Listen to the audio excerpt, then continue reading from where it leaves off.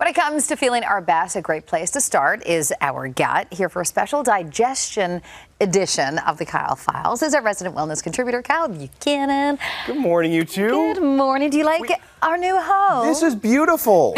I love it. The orange, I'm very much liking it. And I don't know fashion, but this, I think, is fashion. Okay. All right. You can digest it well. I can digest it well. And we're talking digestion today. And you both know how much I love digestion. I know. We talk about it a lot, but because for good reason. Like the health of our digestive system, it impacts almost every area of our health. So the more we spotlight it, the better. Imperative. Yeah. So we've picked questions from our viewers that relate to digestion. So let's get right to it. Our first one comes from Melanie in Vancouver. She asks, Kyle, what do you think is a major underrated factor when it comes to improving digestion? So I love this question. It's a great question. So beyond regularity, one major factor that often gets overlooked when it comes to improving digestion is to eat in a calm state. And this has to do with our gut-brain connection. So our gut and our brain are connected through something called the enteric nervous system, which is this network of nerves that allow our gut and our brain to talk to each other.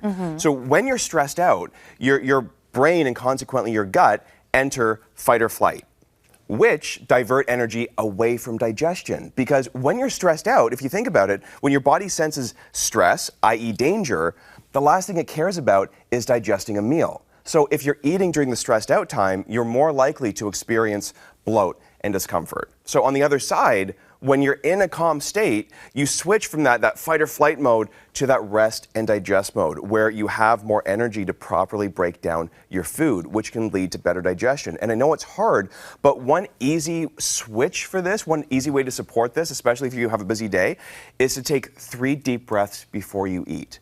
Inhale and ideally a longer exhale. And I know it sounds easy, but we tend to not do this. And when you put this into practice, you make it a habit every meal, you will be amazed at the improvement of digestion. If you've had a tough day at the office, would you maybe put dinner off for an hour or so? Or do 5 breaths. Okay, or 5. No, if you can do something to decompress, even 5 minutes, before you eat, it can make a big difference. Go for a walk to clear your head and then eat a meal.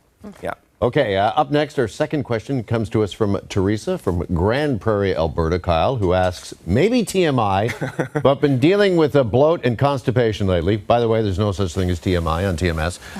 Also been working more. Any tips would be welcomed. So I agree. TMS, me, there is no such thing as TMI. The more the better for me. So when dealing with this kind of situation, there's normally like a foundational checklist I recommend just looking into and taking action accordingly. Number 1, are you moving daily? Teresa mentioned that she's working more, and when we work more, we do tend to be more sedentary. But when it comes to bloat and regularity, movement makes a difference. And a new study just came out noting that habitual light exercise, and light exercise being walking or yoga, it can speed up digestion by as much as 30%, which is huge. Number 2, are you managing your stress? And I know this is hard, especially when you're working more. The last thing you want to hear is managing your stress, but stress can lead to digestive dysfunction. So this is where self-care really becomes paramount, saying no more often, taking time to breathe, and at the very minimum, do that 3 deep breaths before you eat. And 3, do a fiber check. And this is where a lot of us fall short. A lot of Canadians are not getting enough fiber. When there's not enough fiber in the diet, you're more likely to deal with constipation, which can make bloating worse, which can lead to more constipation, and it can really become this vicious cycle. So really take stock of your fiber intake and increase as necessary through fruits and cruciferous veggies and chia seeds. And you can also consider something like Metamucil to increase your fiber intake without much effort. Right? You just add it to water, and it's that psyllium fiber, which is that really special soluble fiber that gels up in our digestive tracts and moves things along. And we are in the middle of the Metamucil 2-week challenge here at TMS. I've been using their premium blend, which is sweetened with stevia. But we're at week 2. How are you guys feeling by incorporating more fiber? Better. Great. Absolutely. Yeah. It's such a great reset this time of year, I find. It's a reset.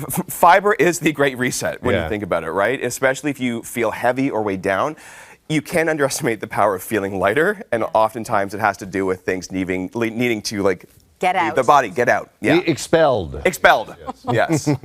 Remember, never too much information. And never too much information. More information for me. Yes. Okay, last question from Rosie from Oshawa. She asked, any tip for low energy? Oh, I need this. Yeah, great question. So 2 nutrients to consider when it comes to low energy are iron and vitamin B12, both of which play a role in energy production. Thyroid health is also something to consider, so getting blood work for these things can be really insightful and beneficial. But the reason I included this question today is because low energy can be the result of poor digestion, which we might not realize because they do seem so separate. But when your gut's off, everything can suffer, including your energy levels. So this is where doing things to support your microbiome by cutting added sugars, increasing fermented foods can be beneficial, as well as, once again, making sure you're getting enough fiber, because fiber is what feeds your good bacteria. So produce, nuts, seeds, additional support like Metamucil can make a difference because digestion matters. All right. Well, speaking of more fiber, a reminder, you can take part in the, wait for it. You thought I forgot, didn't you? I actually was hoping. Metamucil 2-week challenge, which is on right now. You can sign up at metamucil.ca, where you'll also receive a high-value sign-up coupon, as well as 14 days of reminders, motivation, recipes, and tips throughout the challenge. Kyle, thanks as always. Good to see you this morning. Thanks, you too. Appreciate it. Thank you. Oh, you're welcome. Okay. This portion of the morning show is brought to you by Metamucil. Take the 2-week challenge and sign up at metamucil.ca.